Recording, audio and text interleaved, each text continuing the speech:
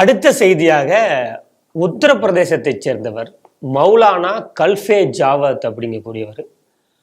அவர் என்ன சொல்லியிருக்காரு அப்படின்னா, இந்தியாவில் உள்ள ஹிந்து கோவில்களில் அந்த கோவில்களில் இருக்கக்கூடிய தங்கத்தை எல்லாம் எடுத்து ஏழை எளியோருக்கு பங்கிட்டு கொடுக்க வேண்டும் அப்படிங்கிற ஒரு கருத்தை முன் வச்சிருக்காரு. இவர் யாருன்னா, இவர் தான் அந்த பாராளுமன்றத்தில் அந்த வக்ஃபு திருத்த போர்டு வந்ததுக்கு கூட இவர் எதிர்ப்பு தெரிவித்து அதுக்காக ஒரு பேரணியுமே இவர் நடத்தியிருக்காரு. இந்த செய்தி எப்படி பார்க்குறீங்க? இந்த வக்ஃப் போர்டு என்பதை பற்றி பலமுறை பேசியிருக்கிறோம். அந்த வக்ஃப் என்பதே ஒரு அநியாயமான சட்டம். காங்கிரஸ் கொண்டு ஒரு துரோகம்னே சொல்ல முடியும். இப்போ உங்களுக்கு ஊரில் ஒரு சொத்து இருக்குது, உங்கள் அப்பா தாத்தா காலத்து சொத்துன்னு வச்சுக்கலாமே, கொள்ளு தாத்தா காலத்து சொத்து, அதை உங்கள் ஊர் பக்கத்தில் ஒரு வக்ஃப் எனக்கு சொந்தமானது என்று சொல்லிவிட்டால் நீங்கள் கோர்ட்டில் போய் ஒன்றும் பேச முடியாது. வக்ஃப் போர்டில் போய் என்ஓசி வேணாதான் கோர்ட்டே பேச முடியும் என்ற அளவுக்கு வானளாவிய அதிகாரத்தை வக்ஃப் போர்டுக்கு கொடுத்திருக்கக்கூடிய சட்டம் தான் இந்த வக்ஃப் போர்டு காங்கிரஸ் ஏற்படுத்திய சட்டம். இது ஒரு பக்கம். எந்த அளவுக்கு பாருங்க, எந்த அளவுக்கு சட்டத்துக்கே மதிப்பு இல்லை. வக்ஃப் போர்டு இஸ் த ப்ரையாரிட்டி, அந்த மாதிரி போகுது.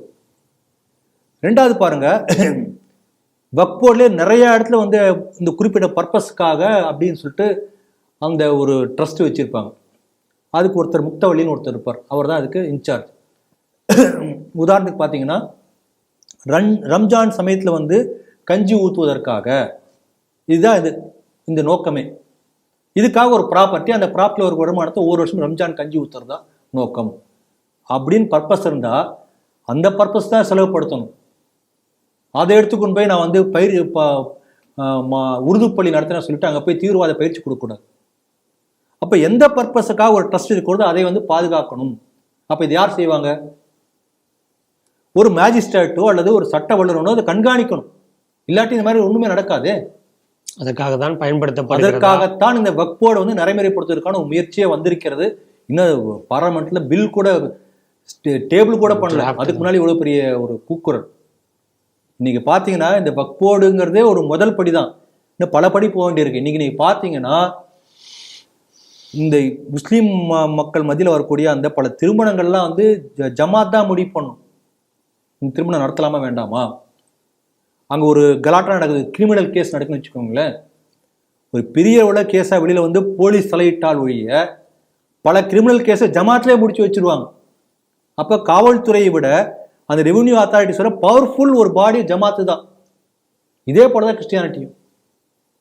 சர்ச்சில் தான் பர்த் சர்டிஃபிகேட் கொடுப்பாங்க, உங்களுக்கு டெத் சர்டிஃபிகேட் அவங்க தான் கொடுப்பாங்க.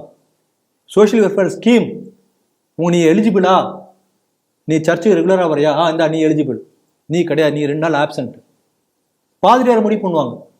அப்போ இன்றைக்கும் நம்முடைய நாட்டில் இந்த அளவுக்கு அரசியல் கட்டமைப்பு இருந்தால் கூட, நிர்வாக கட்டமைப்பு இருந்தால் கூட, இந்த ஜமாத்து சர்ச் இவங்களை தாண்டி பல விஷயம் மீறி உள்ளே போகாது.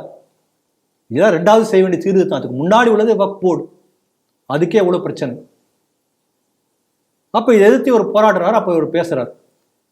இப்போ நான் கேள்வி கேட்குறேன், நம்ம நாட்டில் 3வது மிகப்பெரிய லேண்ட் ஓனர் வக்ஃப், கவர்மெண்ட்டுக்கு அடுத்தபடியா.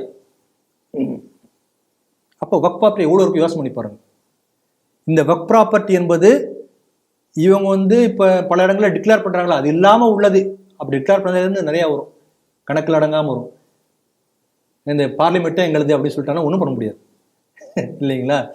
அப்போ இவ்வளோ லேண்ட் நீங்கள் வச்சுருக்கீங்கள, இதை எடுத்து நீங்கள் விற்று ஏழைகளுக்கு கொடுத்தீங்கன்னா இந்தியாவில் உள்ள ஏழைகள் மட்டும் இல்லை, பக்கத்தில் பாகிஸ்தான், பங்களாதேஷ், மற்ற முஸ்லீம் நாடுகள் உள்ள ஏழைகள்லாம் கூட வறுமை கோட்டை தாண்டி மேலே வந்துட முடியும். அவ்வளோ ப்ராப்பர்ட்டி இருக்குது, பண்ணலாமே என்று நம்ம கேட்க முடியும் இல்லையா.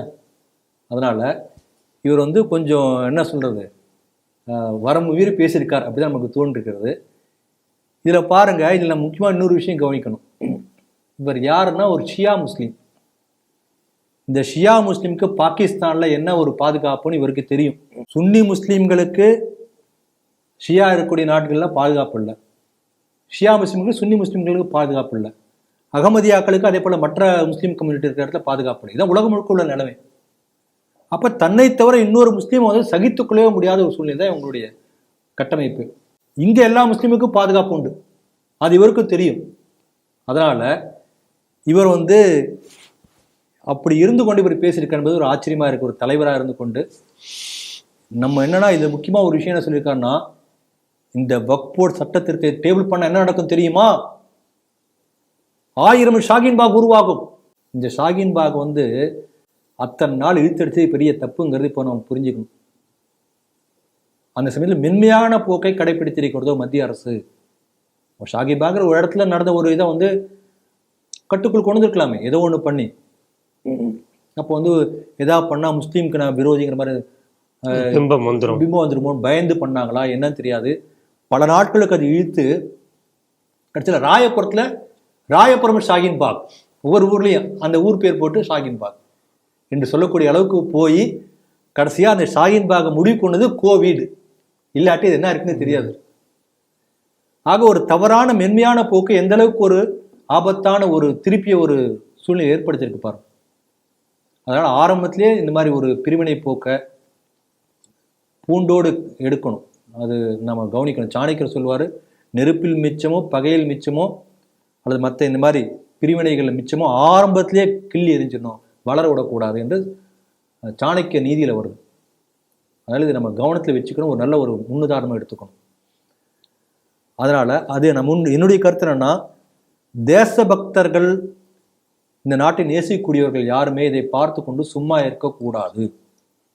அவர்கள் எதிர்வினை ஆற்ற வேண்டும். எதிர்வினைனா உடனே போய் கத்தி பிடிச்சி சண்டை போடணும் அவசியம் இல்லை.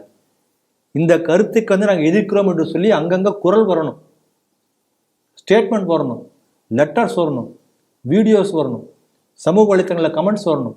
அப்போ வக்ஃப் போர்டு சட்ட திருத்தம் வேண்டும் இந்த மாதிரி ஒரு பேசிய தப்பு என்பதற்கான எதிர்வினைகள் நிறைய தேசபக்தர்களிலிருந்து வந்தால்தான் இது போன்ற செயல்கள் வருங்காலத்தில் நடக்காமல் தவிர்க்கப்படும்.